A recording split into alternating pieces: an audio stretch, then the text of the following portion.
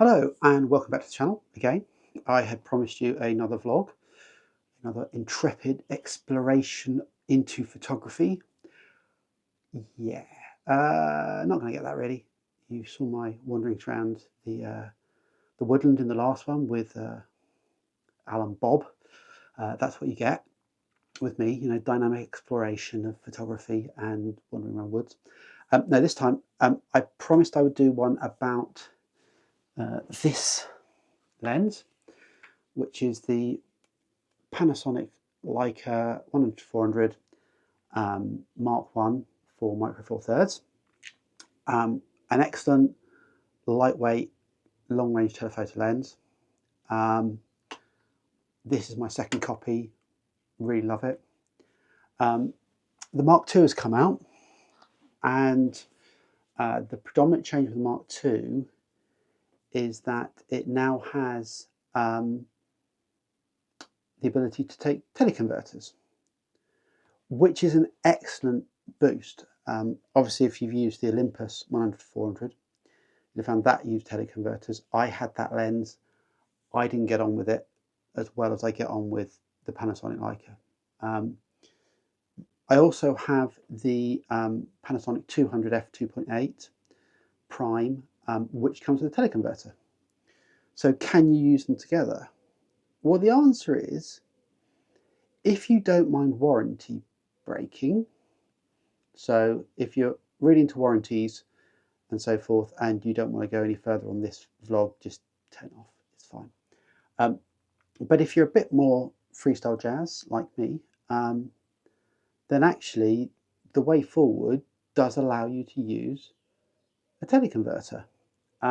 So I'll try and talk you through that now, and it's comparatively easy. So you can see we've got the end cap here.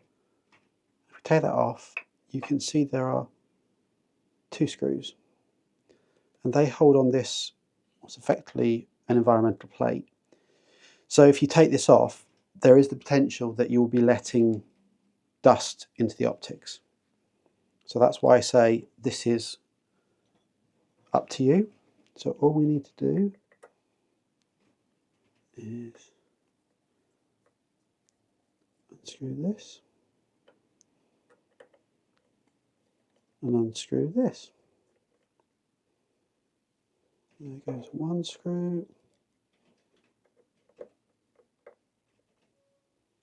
There goes two screws. So with the two screws undone, you can just take that off. So I've then pulled this out to 200mm, just to give me a nice. So I've just pulled this out to 200mm. You can see I've got the 1.4 teleconverter. It's the Panasonic one.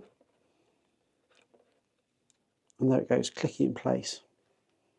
And that's it. So you now have something that goes from 560 down to about 200. So that's 400 to 1120mm effective, which is not a bad range if we're being brutally honest.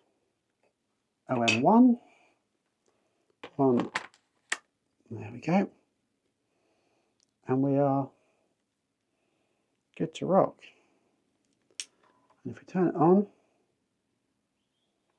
now it says it's at 200. Oh, should I take the lens cap off? Now it says it's 200 and is effectively ready to fire. Bird eye eyes on, so we are good to go. And that's it. Personally, if you're going to do this, make a decision whether or not you want to keep the teleconverter on all the time or not. I would keep it on all the time if you're going to make this change. But yeah, that's up to you. But just don't lose the screws and don't lose the cover, otherwise MPB will never buy it off you. There are a few obvious limitations with fixing a teleconverter to this particular lens. The first thing is that you can't use it down to 100. In fact, I would say about 175 is the shortest focal length you can go to if you have a teleconverter on. And the reason for that is that actually the end optics sit flush. So adding the teleconverter in, actually you have to move the optics forward. Now they've obviously done a redesign in the Mark II that allows that not to happen, which is great, but it's worth noting. So the first thing is the focal length range. You won't get the full focal length range, not focal length range. The second thing is your camera will not recognise you have a teleconverter. So if you set this to 400, like so,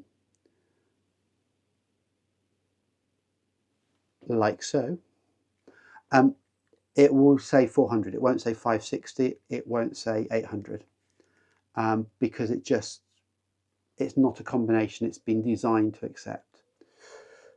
So 2 limitations, main ones. Well, 3 if you include breaking the warranty.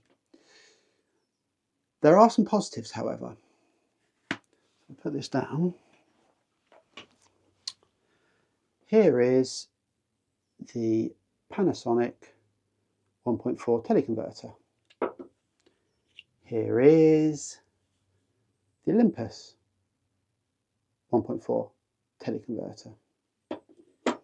And here is the Olympus 2x teleconverter. Because it doesn't recognise them, it doesn't matter which one you use.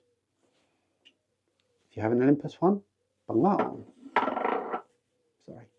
If you have, let's say Olympus, if you have a Panasonic one, bung that on. If you have an Olympus one, bung that on.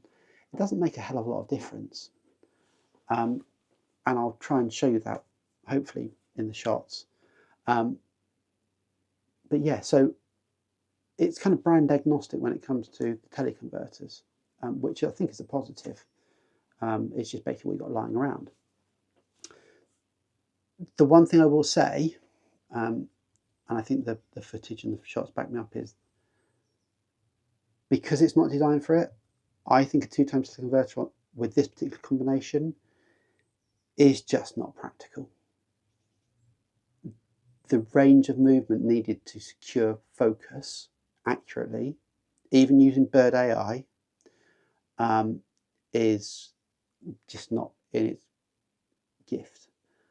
And also because it then gives you 800, 1600mm effective, actually you need something really far away to be able to do it. So in the garden, no point, because I mean you'll be able to see, if it was good quality, you'll be able to see the eyebrows on a dunnock at 37 meters, and that's not quite what I was trying to do with this. So those are kind of some of the positives and the limitations. Performance-wise,